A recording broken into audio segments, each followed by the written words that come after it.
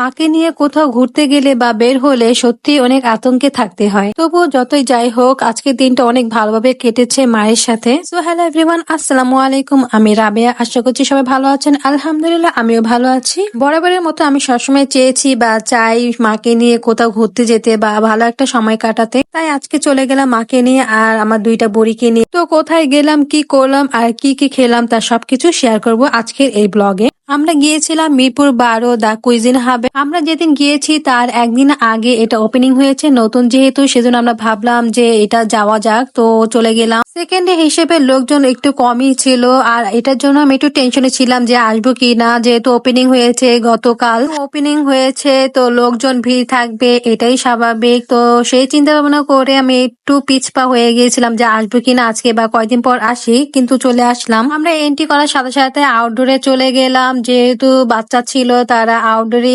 থাকতে পছন্দ করবে। আর দেখতেই পাচ্ছেন কত সুন্দর করে ইন্টেরিয়র ডিজাইন করিয়েছে, মানে এক একটা এরিয়া এক এক রকম। অনেক বেশি পিক তুলতে পছন্দ করে, তারপর হচ্ছে টিকটক করে, ভিডিও বানায়, তাদের জন্য অনেক অনেক সুন্দর একটা প্লেস হয়ে যাবে। ভালোভাবে সম্পূর্ণ এরিয়া গুলো আমি ঘুরতে পারিনি, কারণ হচ্ছে কি ওদের রেখে আমি যেতে পারবো না, ওরা ছোট মানুষ সেজন্য, আর মা তো এত বুঝেও না। আমার ছোট বোন গেলে হয়তো সুন্দর করে ভিডিও ফুটেজ দিতে পারতো আর আমাদের অনেক পিক তুলে দিত। আমি সেদিন পিকও তুলতে পারিনি, ভিডিও বেশি নিতে পারিনি। আমার যে দুই একটা ফুটেজ ছিল সেটা আমার ভাগ্নিকে দিয়ে খুব কষ্ট করে ধরিয়েছি। যাই হোক, আগে আমরা খাবার অর্ডার দিয়েই পিক ভিডিও করতে আসছিলাম আর আমাদের পিক ভিডিও করা শেষ হয়ে গেলে আমরা চলে যাই আমাদের টেবিলে। আমরা আসার সাথে সাথেই আমাদের টেবিলে ওয়েলকাম ড্রিঙ্কস সার্ভ করলো। তো এই প্রথম দেখলাম একটা ওয়েলকাম ড্রিঙ্কস খেয়ে খুবই মজা লাগলো, অন্যরকম একটা ড্রিঙ্কস ছিল। আমাদের খাবারও চলে আসলো। আজকে আমরা অর্ডার করেছিলাম তান্দুরি ভেজিটেবল ফ্রাইড কালামারি, সাথে নান আর হচ্ছে পেপসি। আর এখন আসলো একটা আইটেম, যেহেতু এগুলো গরম গরম খেতে হবে সেহেতু একটা একটা করে দিচ্ছিল, এটা অনেক ভালো করেছে। তো ফার্স্টে যে খাবারটা আসলো সেটা ছিল ফ্রাইড কালামারি, আর এই ফ্রাইড কালামারিটা এত ক্রিস্পি ছিল আর খেতে খুবই মজা ছিল, কোনো বাজে স্মেল ছিল না। আমি এর আগে অন্য কোথাও ট্রাই করেছিলাম, খেতে পারিনি, তো এটা খুবই মজা করে খেয়েছি। শুধু আমি না, আমার সাথে যারা ছিল তারাও খুব মজা করে খেয়েছে। আর মায়ের কথা শুনে তো আমার মাথায় হাত পুরাই অবাক হয়ে গিয়েছি, কারণ সাধারণত মা বাইরের খাবার খায় না, তা আবার ফাস্ট ফুড এসব তো পছন্দই করে না, কিন্তু সেদিন খেয়েছে, খেয়ে দেখে যে আসলে খুবই মজার ছিল, ভালো রিভিউ দিচ্ছিল, তাও আবার আমার মা যে কিনা কিছুই খায় না। তারপর আমাদের বাকি সবগুলো খাবারই চলে আসলো, নান, তারপর হচ্ছে গিয়ে পেপসি আর হচ্ছে তান্দুরি ভেজিটেবল। খাবারগুলো দেখতে যেমন ইয়ামি টেস্টি লাগছিল, খেতেও খুবই মজা ছিল, আলাদা একটা ফ্লেভার ছিল। আমি তো খুবই আতঙ্কে ছিলাম যে খাবার কেমন না কেমন হয়, তা আবার সাথে করে মাকে নিয়ে যাচ্ছি, সে তো কিছুই খেতে চায় না।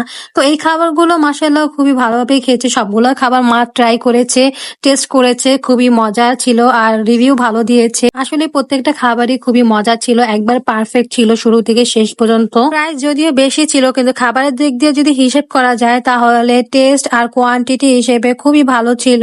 আর ওনাদের প্লেস, ইন্টেরিয়র সবকিছু মিলিয়ে প্রাইসটা একটু বেশি হবে, এটাই স্বাভাবিক। জায়গাটাও সুন্দর, খাবারগুলো খুবই ভালো, আর এখানে স্টাফ গুলো খুবই ভালো ছিল, আন্তরিক ছিল।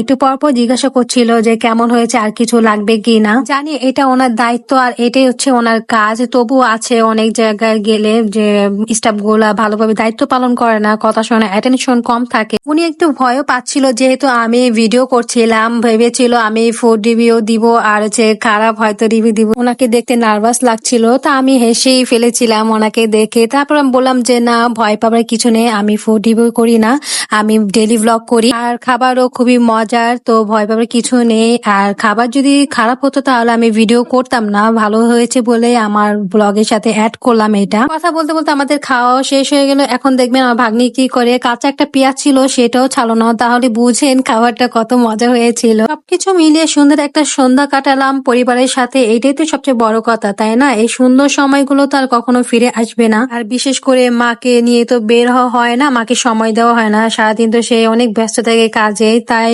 আজকের দিনটা তার সাথে কাটিয়ে আমার খুবই ভালো লাগলো। এখন থেকে চেষ্টা করবো মাকে নিয়ে মাঝে মধ্যে বের হতে, তাকে সময় দিতে। তো আজকে ব্লগটি এই পর্যন্ত। ব্লগটি কেমন লেগেছে সম্পূর্ণ ভিডিওটি দেখে সবাই কমেন্টে জানাবেন। সবাই ভালো থাকবেন, সুস্থ থাকবেন, আর আমার জন্য বেশি বেশি করে দোয়া করবেন। আপনাদের জন্য দোয়া রইলো। আল্লাহ হাফেজ, আসসালামু আলাইকুম।